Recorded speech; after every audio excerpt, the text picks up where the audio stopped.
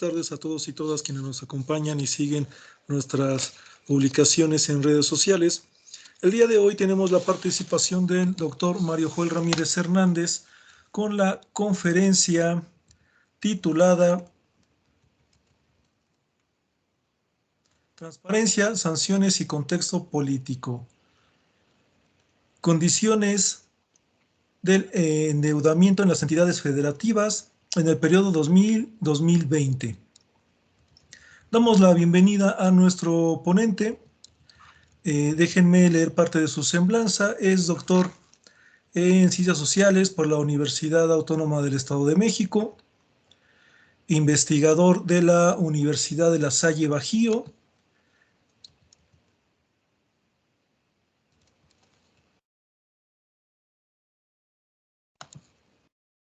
y especialista en procesos legislativos, finanzas estatales, estudios mediáticos. Doctor Mario Joel Ramírez, bienvenido a este espacio. Muchas gracias.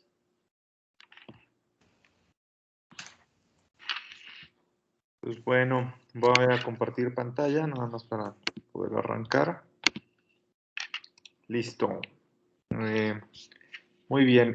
Hubo un pequeño cambio logístico con el título de la ponencia, pues cuestiones, unos detallitos, pero bueno, no nos fijemos mucho en eso. El proyecto que estoy presentando el día de hoy se llama Periodos electorales como incentivos para la deuda pública estatal, una revisión desde la relación ejecutivo-legislativo en México en el periodo 2012-2020. Este proyecto que estoy presentando, pues es uno que tuve oportunidad de realizar el año pasado, que de hecho se conecta con otro proyecto que vamos a estar realizando este año como una estancia postdoctoral.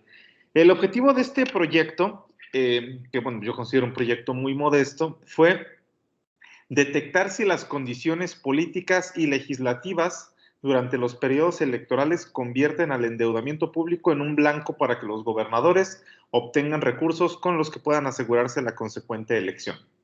Esto surgió de la idea de que, bueno, ya llevamos algunos años estudiando lo que es la deuda pública estatal, andábamos ahí muy concentrados, andaba yo muy concentrado en esto, y entonces, pues, me acordé que una variable que no había considerado era el uso electoral de la deuda pública estatal.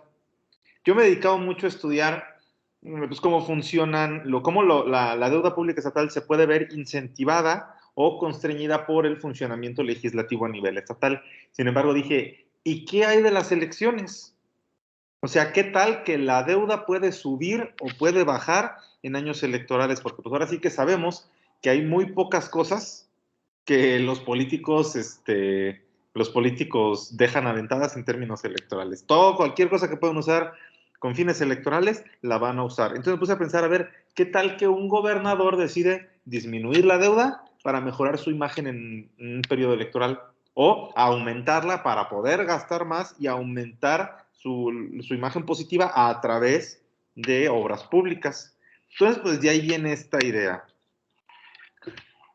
Arrancando, cito a José Said Sánchez Martínez, que dice que autores como él han demostrado que las condiciones políticas y electorales son poderosas determinantes para el funcionamiento presupuestal de los gobiernos estatales. Sí, los gobernadores,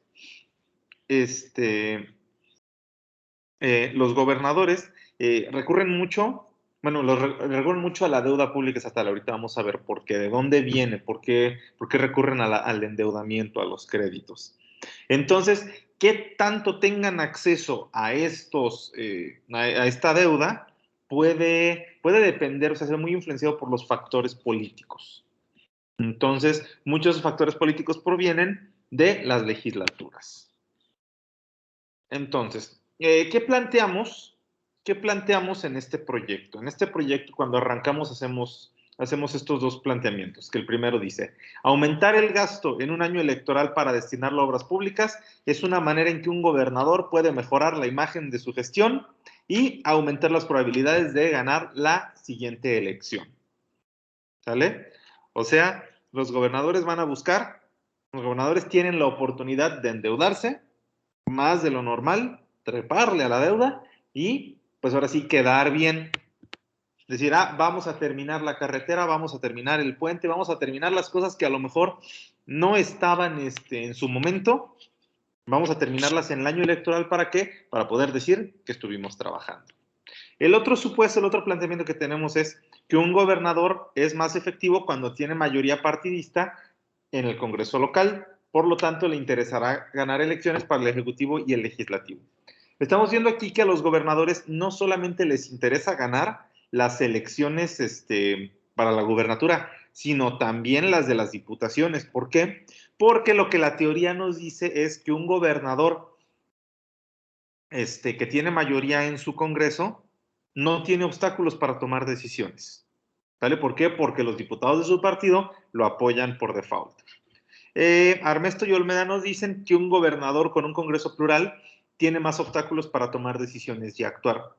Entonces, esto es lo que vamos a tratar de comprobar. Igual, López Lara nos dice que un gobernador buscará mantener las condiciones políticas locales que mejor le acomoden a través de los procesos electorales. O sea, si un gobernador se ve beneficiado por las condiciones del momento, va a buscar mantenerlas igual en la medida de lo posible. Las variables que estuvimos trabajando en este estudio pues fueron las independientes. Revisamos el tipo de gobierno como unificado o dividido, o sea, unificado si el gobernador tiene mayoría en la legislatura, dividido si no.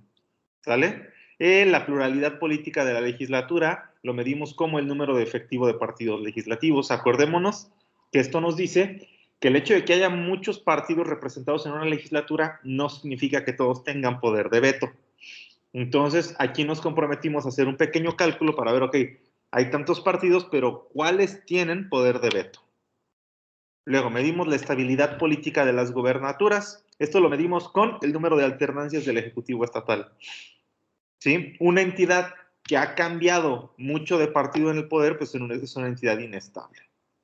¿Sale? Una entidad que se puede considerar estable, ¿por qué? Porque no ha tenido alternancia. ¿Sale? Y la diversidad en la estabilidad política. Esto ya nos va cuántos partidos han ocupado la gubernatura, porque no es lo mismo que haya una alternancia prolongada entre dos partidos a que ya haya una alternancia entre 3 partidos o más. ¿Va? Y la variable dependiente que manejamos pues es la deuda pública estatal. O sea, cómo todo esto puede influir en la deuda pública. Bueno, aquí me faltó una, que creo que la voy a agregar, que es la presencia o ausencia del año electoral. O sea, creo que esta sí es la más importante. Presencia o ausencia del año electoral. ¿Vale? ¿Es año electoral? No es año electoral. Quizás esta no la mencionaba aquí, digo, la pongo aquí, pero no la mencionaba por de facto, porque pues estamos estudiando los años electorales. Estamos haciendo una comparativa quizás, pero no la estamos viendo así como tan presente. Pero bueno, como es importante, ahí la vamos a poner.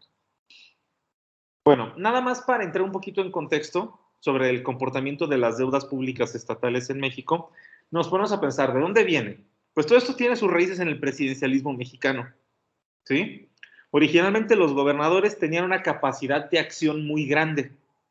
¿Por qué? Porque únicamente existían para reforzar o materializar la agenda presidencial. Entonces necesitaban tener mucho poder, mucho poder discrecional, porque así podían reforzar la agenda presidencial sin que nadie les pusiera pedos, sin que nadie les pusiera. Entonces, acuérdense que México tuvo un gobierno hegemónico de partido hegemónico durante más de medio siglo. Entonces, durante esta primera etapa del presidencialismo, hasta antes de los 80s, pues lo que se buscaba era que los gobernadores pudieran actuar mucho, pudieran actuar sin obstáculos, pero se buscó también que tuvieran mucha capacidad, o sea, que toda la capacidad de gastar dinero y de recaudar dinero la ejercía el gobierno federal. ¿Sale? Entonces, como dice aquí, los gobernadores solo eran meros ejecutores de la agenda presidencial. El que gastaba, el que obtenía todo el dinero, era presidencia de la República, era gobierno federal. Entonces, sucede que en la década de los 80 viene una crisis fiscal que demostró que el gasto centralizado no era capaz de resolver los problemas a nivel local. Entonces, empezó un proceso de descentralización del gasto. Y que esto, a su vez, vino acompañado de en los 90s, de una pluralización política en México. Ya entonces esto lo conectamos hasta 2011 con la deuda pública de Coahuila, que fue la primera vez que una entidad federativa, ¡boom!, aventó que traía una deuda gigantesca. Digo, esto además fue polémica porque la deuda se consiguió a través de medios ilícitos. Pero el punto fue que fue la primera entidad federativa que no era de alto perfil financiero que sacó que estaban endeudados a nivel histórico. O sea, Coahuila reportó inicialmente en ese año una deuda de 7,000 millones de pesos, que ya era histórica para Coahuila, y de repente se destapa que no eran 7,000, eran 32,000. Y se fueron subiendo a 33,000, 34,000. O sea, descubrieron que estaban endeudados muy fuerte, muy grave, Coahuila. Entonces, varias entidades federativas pues le fueron siguiendo el juego. Veracruz, Chiapas, Estado de México y Nuevo León pues siempre han estado muy endeudados porque son entidades de un perfil muy alto. Pero pues otras entidades vieron, ¿no? ¿Sabes qué? De ahí podemos sacar recursos, pues vamos a sacarlos. Vamos para darnos una idea, del 2012 al 2020, la deuda pública se ha comportado así, ha estado inestable. ¿Sí? De repente salta, de repente baja, sube, baja, o sea, se ha mantenido con un comportamiento que no había antes. Este comportamiento no sucedía antes. Antes la deuda pública estatal era siempre muy baja y siempre era muy estable. Y de repente de 2012 en adelante, sácatelas. Toda la deuda se dispara. ¿Sale? El comportamiento de la deuda. Ahora, nada más para aclarar, nada más porque creo que es importante que se aclare esto. Hay que quedar claros que todo este estudio se está haciendo con peso mexicano ajustado a la inflación. Si nosotros nos podemos a comparar o a revisar el comportamiento de la deuda sin calcular la inflación, nos vamos a horrorizar porque nos vamos a dar cuenta que la deuda ha crecido exorbitantemente. Pero cuando nosotros hacemos un cálculo, cuando nosotros calculamos la inflación, nos damos cuenta que el endeudamiento no ha crecido tanto como imaginábamos. ¿Sí? Porque si lo comparamos del cierre de 2006, del sexenio de 2006 al cierre del sexenio de 2012, estamos viendo que aumentó en aumentó de 496,000, o sea, casi 500,000 millones de pesos a 600,000. Subió. Sí creció, pero no la monstruosidad que parecería si nosotros lo vemos con peso sin inflación. ¿Vale? Entonces creo que es una parte importante que debemos ir dejando clara. Ahora, nada más así como para tener una pequeña referencia teórica, vamos a citar este estatuto que dice: una legislatura funciona activamente en 4 condiciones, ¿sale? Hacemos esto ¿por qué? Porque las legislaturas se supone que son aquellas que se encargan de regular y de constreñir el comportamiento de los gobernadores. Entonces, una legislatura debe de evitar que un gobierno se endeude, que un gobernador contraiga deuda. Entonces, la legislatura va a funcionar activamente, una legislatura va a funcionar activamente en 4 condiciones. La primera es que en presencia de un sistema multipartidista en el que no existe una mayoría correspondiente a un solo partido dentro del pleno, o sea, que haya pluralidad. La segunda, que los partidos políticos padezcan fragmentaciones y no estén unidos en su interior, porque así no va a haber una cohesión y una agenda unificada que tengan que estar obedeciendo. ¿Vale? Luego, cuando los partidos del Pleno son ajenos a unidades externas, como el Poder Ejecutivo o comités internos. Y cuando las comisiones legislativas son independientes, permanentes y paralelas a otras unidades administrativas de control interno. Entonces, ¿qué es lo que nos dice esto? Para que una legislatura pueda controlar efectivamente al gobierno, necesita ser independiente, ser plural y que no haya una mayoría de una fuerza partidista. Entonces, pluralidad y autonomía. Ahí tenemos 2 cosas bien interesantes. Entonces, cuando ya nos ponemos a sacar los partidos, el número efectivo de partidos legislativos que hubo en México, en todo este periodo que agarramos, que fue 2012-2020, ¿qué es lo que nos encontramos? Sale en promedio, hubo de 2 a 4 partidos efectivos. O sea, no estamos hablando de que en México, a nivel efectivo, no hay mucha pluralidad. Solamente estos 1, 2, 3, 4, 5 estados tuvieron 4 partidos efectivos. ¿sí? Estos otros poquitos tuvieron 2, y la mayoría de las entidades federativas tuvieron 3 partidos legislativos, 3 partidos efectivos, que no es un número muy alto, repito, ¿vale? Ahora, cuando sacamos esta parte de la estabilidad, de cuántas alternancias ha habido y cuántos partidos han estado en la gubernatura, pues nos topamos con lo siguiente, ¿sí? La mayoría de las entidades federativas, solamente han tenido una alternancia, solamente tuvieron una alternancia, y por consiguiente 2 partidos en el poder. Hubo muy poquitos que fueron inestables, como Jalisco, Michoacán o Tabasco, que tuvieron 2 alternancias y 3 partidos en el poder, y solamente Veracruz, que tuvo 2 alternancias, pero fue de que estuvo un partido, cambiaron de partido y regresaron al partido anterior. Entonces, ¿esto qué nos dice? Que el escenario, bueno, y además hubo muchas entidades que no tuvieron alternancia y que por consiguiente solo han tenido un partido en el poder. Entonces, esto ya nos habla de que el escenario mexicano es estable en términos de alternancias, ¿sale? No hay cambios muy bruscos en las gubernaturas. En cuanto al tipo de gobierno, nosotros, se clasificó de la siguiente manera. Una entidad estable es aquella que tuvo más momentos de gobierno unificado que dividido, y viceversa. Una entidad inestable es aquella que tuvo más gobiernos de gobierno dividido que unificado. Y una entidad intermedia, pues aquella que tuvo igual número de ambos tipos de gobierno, ¿sale? Porque acordémonos que los periodos de las diputaciones no siempre están sincronizados con las gubernaturas. A veces cambian, a veces se modifican, entonces pues puede haber distintos momentos donde haya distintos tipos de gobierno. Entonces, la estabilidad, de acuerdo al tipo de gobierno, ¿cómo nos salió? Nos salió que 16 entidades federativas son estables, ¿sí? O sea que han tenido primordialmente gobiernos unificados. Intermedias fueron 5 e inestables fueron 11.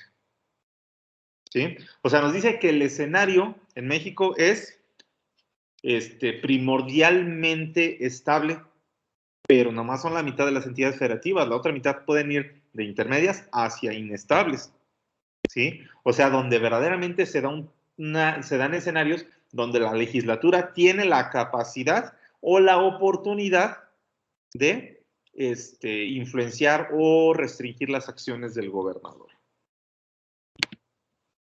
Entonces, ahora sí llegamos a donde nos ponemos a cruzar todas las variables. Ya obtuvimos los resultados, ya obtuvimos qué salió. Muy bien. Entonces, ahora, ¿qué significa todas estas tablas o todos estos números? ¿Qué nos están diciendo? En primer lugar, que hay una tendencia alta al endeudamiento. No, perdón. Primero vamos a revisar nada más la tendencia al endeudamiento. ¿Sí? Vamos a revisar la tendencia al endeudamiento. Ahí se me fue. La tendencia alta es cuando la deuda crece en la mayoría de los años electorales. La tendencia intermedia es cuando hay crecimiento y disminución en igual número de años, y sin tendencia al endeudamiento es cuando la deuda disminuye o se mantiene igual en la mayoría de los años electorales. ¿Vale? Porque pues hubo bastantes años electorales. Entonces aquí lo que vamos a revisar también es, ¿qué tanto hubo tendencia a endeudarse en los años electorales? Y sacamos lo siguiente, sácatelas, que estuvo prácticamente repartido, ¿sí? La mitad de las entidades fueron tendenciosas a endeudarse en años electorales. O sea, 15, y otras 15, igualito, no fueron tendenciosas para endeudarse en años electorales. Y solamente 2, que fueron Ciudad de México y Veracruz, fueron ahí intermedias. ¿Vale? Sin embargo, si decimos que la tendencia intermedia es presencia de tendencia, entonces eso nos puede dar que en México el escenario nos dice que la tendencia a endeudarse en años electorales es alta, ¿sí? Que la mayoría de los estados, de las entidades federativas aumentan su deuda en años electorales. ¿Por qué? Porque aumenta el gasto. Aumenta el gasto. ¿Y de dónde sacan dinero las entidades federativas que puedan utilizar de manera más discrecional? Pues de la deuda. Entonces ya tuvimos aquí un descubrimiento. Las entidades federativas en México son tendenciosas a endeudarse en años electorales a nivel mayoritario. ¿Vale? Ahora, si nosotros hacemos la revisión Ok. Las entidades que se endeudaron en años electorales, o sea, arriba de 1,000 millones de pesos, ¿qué escenario nos puede dar? ¿Sale? Ya cuando empezamos a revisar las variables, ¿sale? Nada más hubo 2 entidades con tendencia baja al endeudamiento, o sea, son entidades que sí se endeudan, ¿sí? Que sí se endeudan, pero se endeudan poco, o sea, digamos, no recurren tanto a los años electorales, aunque su deuda sí vaya aumentando, ¿vale? Veracruz aquí está. Entonces aquí podemos ver ya esta tabla donde vienen todos los datos, cuántas alternancias, cuántos partidos, cuántos números efectivos, pero pues no la podemos andar desglosando de línea en línea. Entonces vamos a ver qué deducciones son las que sacamos de todo este escenario que pudimos observar. Ok, en primer lugar, la presencia de aumentos de deuda de alto perfil en años electorales sucede primordialmente en entidades federativas con una propensión alta a endeudarse. ¿Sale? Entre más se endeuda una entidad, entre más recurran al endeudamiento para sacar recursos, pues van a echar más mano del endeudamiento en años electorales. ¿Sí? Sin embargo, pues como dice aquí, no es en todas las ocasiones. ¿Sale? No es en todas las ocasiones, no es en todos los años electorales, pero al menos en una vez aumentaron los créditos para aprovechar los periodos electorales. Otra cosa que descubrimos aquí, no existe relación con la presencia de gobiernos unificados o divididos, ¿sí? Un gobernador va a aprovechar los años electorales para endeudarse independientemente de que haya mucha o poca pluralidad partidista en su legislatura. O sea, en realidad es algo que no importa. Y esto ya nos pone a pensar, ok, entonces las legislaturas o no pueden hacer su chamba o no los están dejando hacer su chamba. ¿Vale? Otro descubrimiento, las alternancias y el número de partidos que han ocupado la gobernatura en general muestran tendencia hacia la estabilidad. ¿Sí? Y la deuda de alto perfil en años electorales puede suceder en presencia de pocas alternancias, siempre que éstas sean con partidos que regresan al cargo después de un periodo de ausencia. Entonces, ¿esto qué nos dice? El aprovechamiento crediticio con fines electorales puede darse en entidades que podríamos catalogar inestables, siempre que haya pocos partidos en la gubernatura, ¿sale? Siempre que las alternancias sean nada más entre 2 partidos. Cuando son ya más partidos, cuando crece la inestabilidad, ahí ya va a ser muy difícil que aprovechen la deuda. ¿Por qué? Porque ya hay mucha incertidumbre. Ya saben que se le están jugando entre más partidos. Entonces es lo que salió. Dice, la pluralidad en la legislatura es un factor clave. Cuando hay un alto número de partidos efectivos en la legislatura, va a haber endeudamiento de alto perfil en años electorales. Y esto pues, podría ser al revés, va al revés de lo que nos pudiéramos haber imaginado a nivel hipotético. Decir, no, es que si hay mucha pluralidad, los gobernadores no van a poder endeudarse tanto y aquí salió que no. Que entre más pluralidad hay, más se van a endeudar los gobernadores. Entonces, los comentarios finales dicen, el que puede existir endeudamiento público estatal de alto o bajo perfil, indiferente de las condiciones como la estabilidad política o el tipo de gobierno, reside en que la pluralidad política sigue sin ser alta en el caso de las legislaturas locales. ¿Sí? Acordémonos que México, a pesar de que tenemos muchísimos partidos, no todos tienen poder de veto, ¿sale? No todos tienen mucho alcance. Muchos dependen de las alianzas, de las coordinaciones, de juntarse con otros partidos para tener voz. La mayoría, pues están ahí nada más, es decir, muy poquitos son los que verdaderamente tienen poder de veto dentro de una legislatura. Entonces, lo que nosotros estamos viendo como una inestabilidad alta o como una pluralidad alta en el escenario mexicano, en realidad ni es tan inestable ni es tan plural. ¿Vale? El escenario mexicano es un escenario por demás sencillo, por demás no tiene mucha pluralidad, no tiene mucha inestabilidad. A pesar de tanta pluralización política que ha habido, en realidad la inestabilidad no es alta. ¿Sí? Dice, los periodos electorales pueden fungir como incentivos para el endeudamiento estatal de alto o bajo perfil, pues incluso los gobernadores sin mayoría legislativa tienen pocas fuerzas partidistas que enfrentar para lograr acuerdo. ¿Por qué? Porque el veto legislativo está concentrado en un mínimo de partidos efectivos. O sea, aunque haya muchos partidos, aunque haya digamos, un alto número de partidos efectivos, pues los gobernadores no tienen tanto obstáculo porque siguen siendo muy poquitos si nos comparamos con otros escenarios donde la representación partidista legislativa está fragmentada o atomizada. En realidad México es un escenario muy estable, ¿sí? Y dice aquí, el que un gobernador tenga la facilidad para endeudar a su entidad no le garantiza la reelección para su partido, que es otra cosa importante. O sea, los gobernadores pueden recurrir a eso, pero no siempre ganaron la elección. Que esta es otra situación también muy importante. O sea, quizás entonces a veces pasa, a veces no pasa, porque a veces sí les garantiza la elección y a veces no. Entonces no es una herramienta del todo efectiva. Y dice, las legislaturas, a pesar de tener un veto considerable, siguen manteniendo regímenes de funcionamientos basados en la sumisión. ¿Sí? O sea, no se interesan mucho en constreñir las acciones de los gobernadores. Ahora, tendríamos que revisar qué coyuntura hay en cada entidad federativa, qué es lo que está pasando en el momento de las elecciones, en el momento de las deudas, para poder explicar cada caso individual. ¿Sale? A lo mejor en una entidad lo hacen, en una entidad tienen un contexto que les permite, o sea, en el que sí le pueden sacar beneficio, y a lo mejor hay una entidad donde no.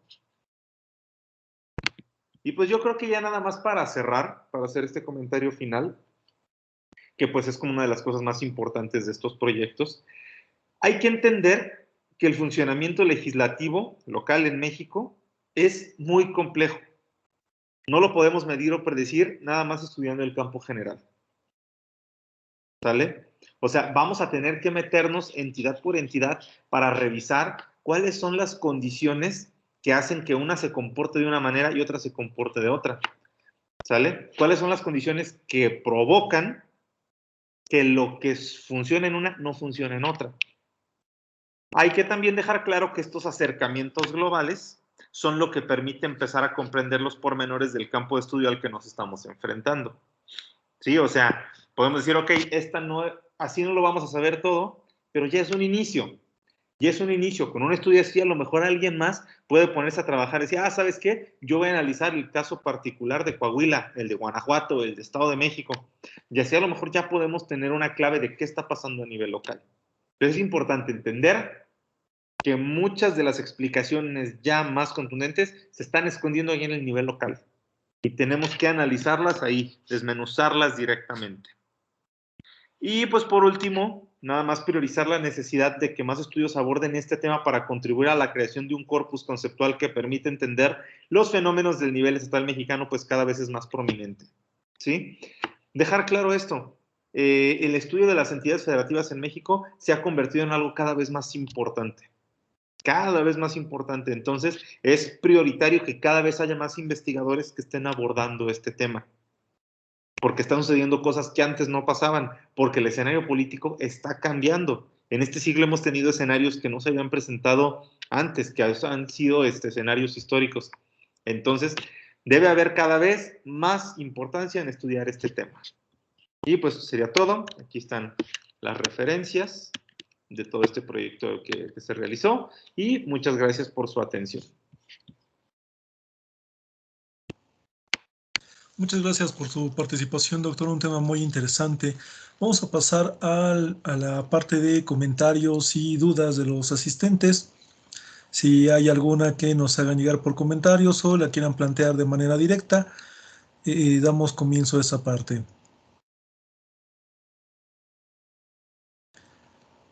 Bueno, voy a iniciar con una duda que a mí me surge.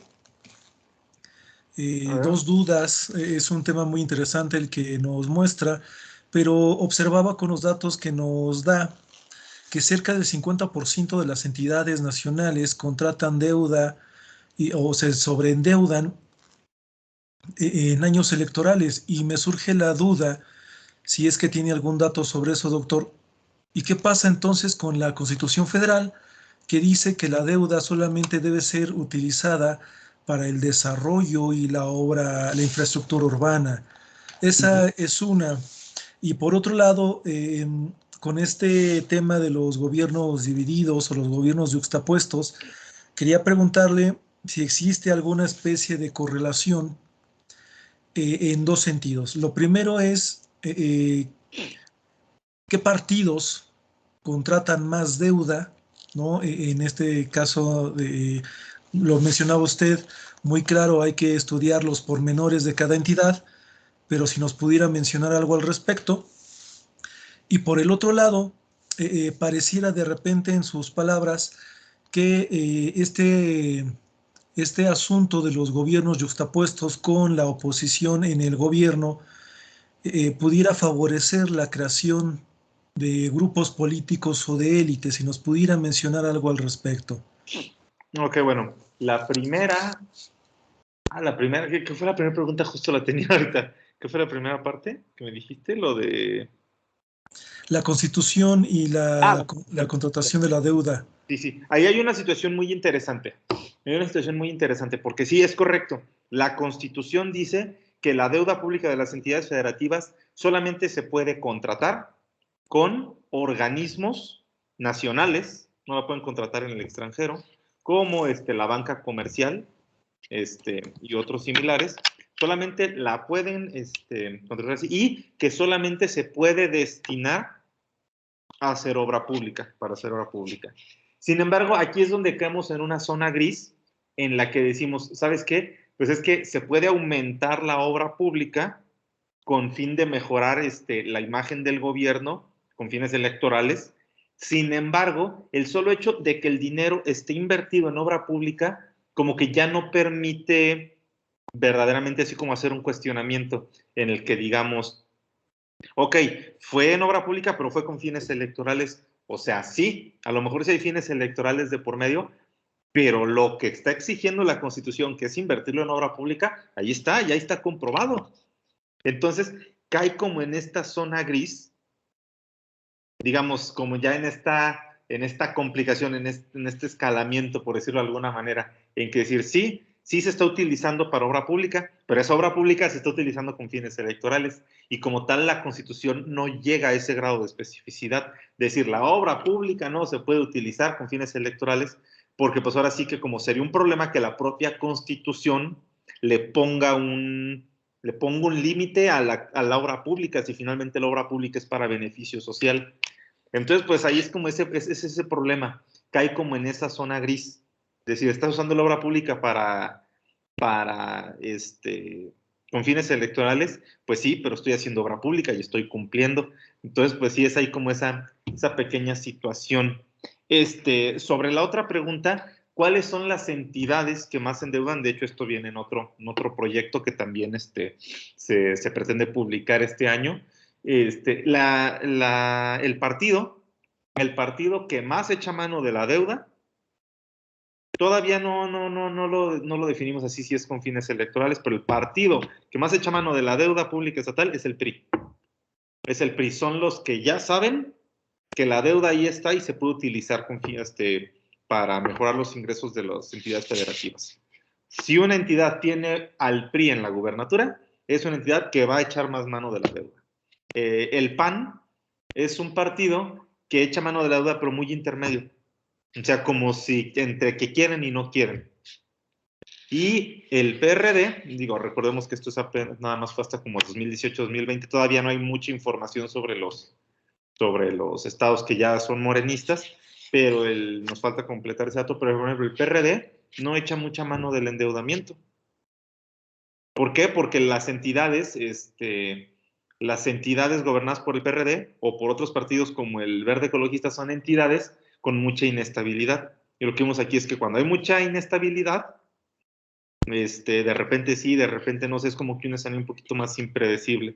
Entonces, pues ahí ya tenemos el PRI, son los que sí, echan mano de la deuda, no les importa. El PAN, un poquito más mesurados. Y el PRD, Verde Ecologista, los otros partidos, no tanto. ¿Sale? Quizás por falta de información o porque enfrentan escenarios pues, un poquito más impredecibles, más complejos a nivel local. Y lo último, esta situación de que la falta de pluralidad política esté generando un escenario, la presencia de élites, pues la respuesta directa y tajante pues es que sí. Sí existe partidos que se pueden, y lo digo muy por encima, recordando que las élites no son mi especialidad, pero sí existen situaciones, o sea, sí existen como esta sección de partidos, de esta élite de partidos, que podríamos considerar los partidos que tienen poder de veto. Existen un montón de partidos, pero son partidos que no tienen poder de veto. O sea, son partidos que no se alcanzan a considerar como partidos efectivos. Entonces, sí, esta es una realidad de la representación legislativa en México, tanto a nivel federal como a nivel local, pero principalmente a nivel local, que existe como esta élite partidista, que es aquella que determina cómo se van a forjar las alianzas a nivel legislativo. ¿Sí? Los partidos pequeños ya saben que se deben de juntar con estos partidos, con esta élite partidista, con estos partidos de élite, porque es como van a poder hacer llegar sus agendas a la agenda legislativa. Entonces, sí, yo diría que sí estamos enfrentando un escenario de partidos de élite. Quizás las implicaciones de qué tan perjudicial puede ser esto, pues son cosas que cabrían en otro estudio, que a lo mejor nos darían nuevas preguntas que hacernos. Pero sí, la respuesta es sí estamos enfrentando un escenario donde hay partidos de élite aquí en México a nivel legislativo.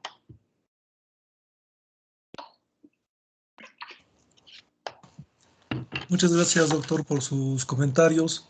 Si hay alguna otra duda o comentario o participación de nuestros asistentes. Ok, en el caso pasamos a dar lectura a la constancia que se le hace en entrega.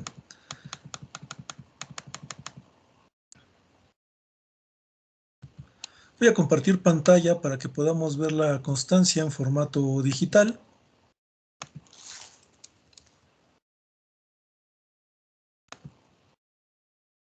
Confírmenme si lo pueden ver. Sí, perfecto. Entonces, doy lectura. Hacemos una entrega simbólica de manera virtual al doctor Mario Joel Ramírez Hernández por su participación durante el ciclo de conferencias 2022 para el desarrollo sustentable y la Agenda 2030, con la conferencia magistral Transparencia, Sanciones y Contexto Político, Determinantes de la Deuda Pública Estatal 2000-2020, que se encausa en la línea de investigación, instituciones, democracia y gobernanza de este centro de investigación. Viernes 28 de enero de 2022, sellada por el Consejo de Directores y Ricardo Escote Miranda, presidente, Centro de Investigación, Estudios Sociales y Sustentables AC.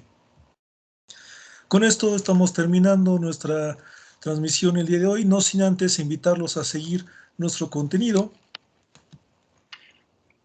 seguir involucrándose con las diferentes actividades que se estarán realizando y de la misma manera invitarlos a la conferencia que se pretende el día 11 de febrero de la doctora María Aide Hernández García, la Agenda de Género en la Paridad, caso Guanajuato, investigadora de la Universidad de Guanajuato.